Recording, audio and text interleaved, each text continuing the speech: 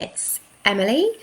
I'm a nutritional therapist, and I'm talking to you at the moment about how to stop the lockdown pounds. So, how to deal with the excess weight that you may now be carrying as a result of lockdown.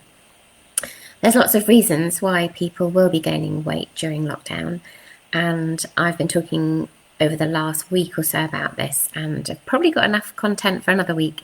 So yes, everyone's reasons for weight gain will be different, and hopefully some of the suggestions that I give you will help you with some modifications you can make to your lifestyle or your diet that will help you. So today I'm going to be talking about the impact of stress on weight. I don't suppose this is new news to you, but it might be. So when we're stressed, we produce the we produce the hormone cortisol, and this has loads of different effects on the body. But one of the things that it does is to stimulate appetite, so it makes us more hungry when we're stressed. The other thing that cortisol does is it disrupts our blood sugar balance. So I've talked about that a lot. If you are having a very stressful experience, so somebody annoying you, I'm trying to think of lockdown experiences, your Wi-Fi crashing when you're trying to get some work done. Usually I use examples of being in the car, but that's not that appropriate anymore. But yeah, say your Wi-Fi crashing. What happens then is initially your body produces adrenaline, and then it follows that up with cortisol. So you get a spike in cortisol, and cortisol tells the body to release stores of sugar into the bloodstream. And if that sugar or that energy isn't used up by some kind of physical act, then the body will store it as fat. So every time during the day that you're feeling stressed, you're producing cortisol, and that's telling the body to release stores of sugar, and then if we don't use them, they're stored as fat. So the way around this really is to control stress and control the amount of stress that you're subjecting your body to, which I know isn't a very easy thing to do.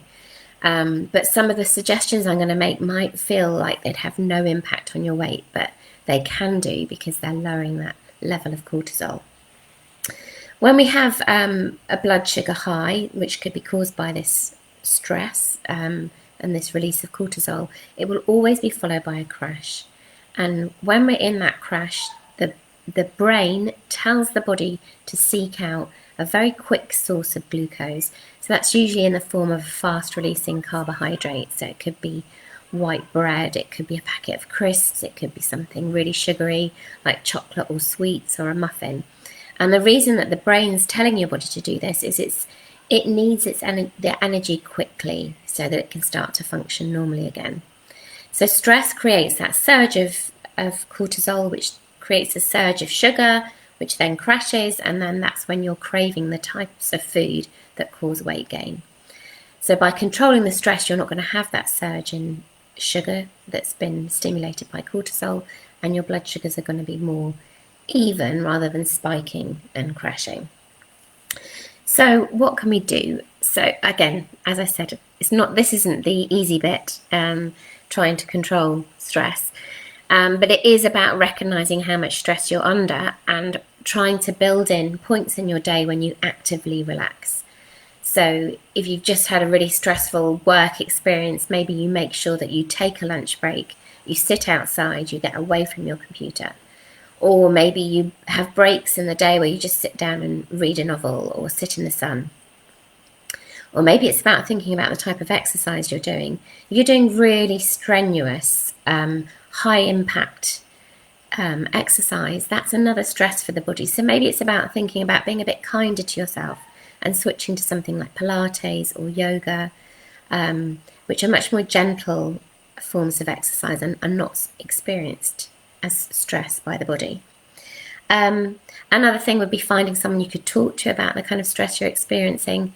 And then finally, the hardest thing is actually confronting what's causing the stress. So if it is an over-demanding boss, it's maybe the time to address that. At least you won't have to see them face to face because you're in lockdown. Or if it's your Wi-Fi constantly crashing, maybe it's about making some time to fix your Wi-Fi. So the stress that you experience, what's causing it, and build in some stuff into your day so that you can be more relaxed. Yeah, Donna's suggesting dance exercise. Yeah, dance is very relaxing.